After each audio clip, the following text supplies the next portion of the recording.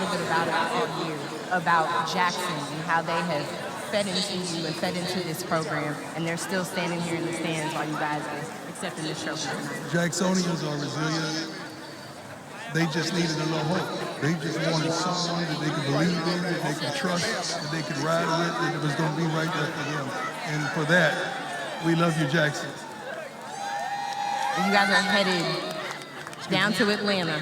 Yes. What can you expect from that matchup? We really haven't spoken about that all year long, but our young men and as well as our coaches know we have unfinished business there. We really, the motto of all week was we're going to focus and we're going to finish.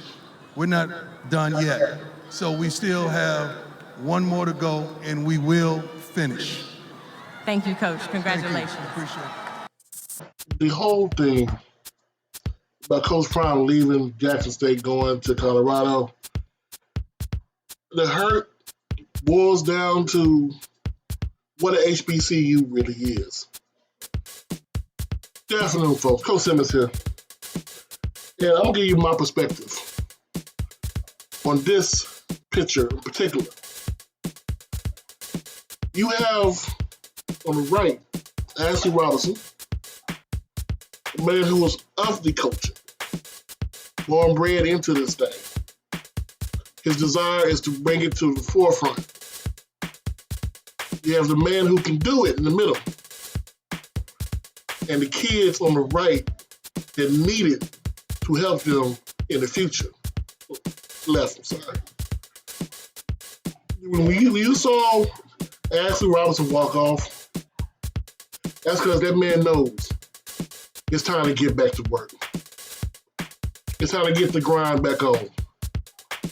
Ashley Robinson is not going to sit by and let his school, his city, fall from the heights it's at.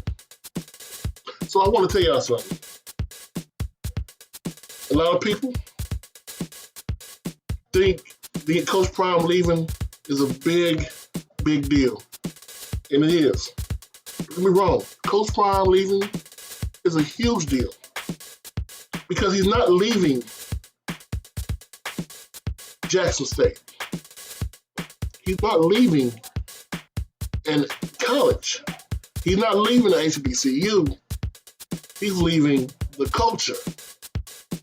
That's what people think the real problem is. They think it's like, well, the culture of black people is not good enough to go against white people. That's perception.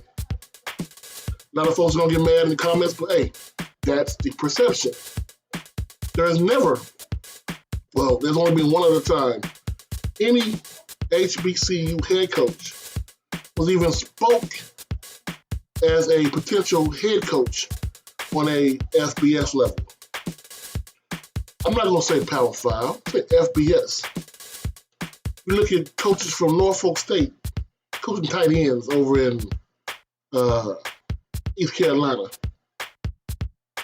Hell, you look at Willie Simmons, he'll be a great quarterbacks coach, a position coach. So the rumor has always been, we can coach the players. We can get the players. But we can't have any input on any schemes. We're not smart enough to do that. Well, Coach Sanders was the first person to have that mentality. And when we finally have someone like that, he leaves the culture, that's what a hurt is. So, I completely understand. But, no fear. There's a man who basically single-handedly reshaped the SWAC. You look at people like Coach Dooley, hell, Coach Simmons, Willie Simmons, and Coach Brown himself. They all have something to do with Ashley Robinson. You look at the new AD at Valley, what they're getting done. He learned from Ashley Robinson. So I want to tell y'all something. As long as Jackson State has A.D. Robertson, they're going to be a step ahead. And yes, through attrition, some kids are going to leave. It's going to happen. You're going to have people like Shedeur, probably Travis, probably Kevin Coleman leave. But you're still going to have people like your Weidmans, maybe even your Gaddies, especially if Dennis Thurman stays. If Dennis Thurman stays and that defense is still being coached the way it is, who do you think led that team last year? It was the defense. Last 2 years.